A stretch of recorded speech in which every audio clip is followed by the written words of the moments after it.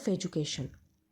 नमस्कार विद्यार्थी मित्रांनो, आज आपण इयत्ता 6वीचे मराठी व्याकरण बघणार आहोत. नामांचे प्रकार: सामान्य नाम, विशेष नाम आणि भाववाचक नाम. त्यातील पहिला प्रकार सामान्य नाम. एकाच जातीच्या पदार्थातील समान गुणधर्मामुळे त्या वस्तूला सर्वसामान्य नाव दिले जाते, त्यास सामान्य नाम असे म्हणतात.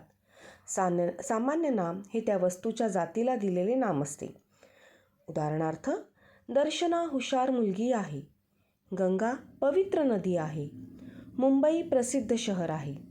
यामध्ये मुलगी, नदी, शहर हे सामान्य नामे आहेत. कारण मुलगी कोणतीही असू शकते, नदी कोणत्याही नदीला आपण नदी हे नाम देऊ शकतो, तसेच शहर हे कोणतेही शहर असू शकते. पुढील प्रकार विशेष नाम.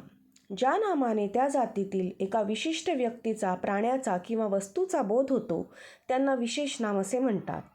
विशेष नाम हे व्यक्तिवाचक असते, जे एका व्यक्तीला दिलेले असते.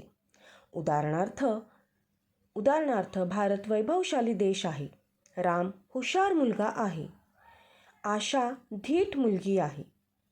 यामध्ये भारत, राम आणि आशा ही विशेष नामे आहेत.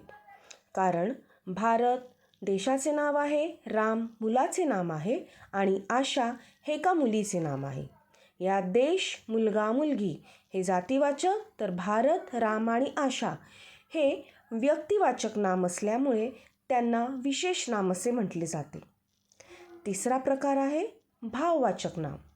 ज्या नामाने प्राणी, वस्तू यांच्यामध्ये असलेला गुण, धर्म किंवा भाव यांचा बोध होतो त्यांना भाववाचक नाम असे म्हणतात. गुणाबरोबरच स्थिती आणि क्रिया हे देखील दाखवतात. उदाहरणार्थ, राजेश चोरी करतो, बाबा म्हातारे झाले आहेत, प्रसाद धैर्यवान आहे. यामध्ये चोरी, म्हातारे, धैर्यवान ही भाववाचक नामे आहेत.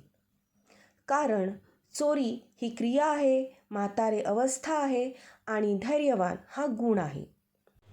Thanks for watching.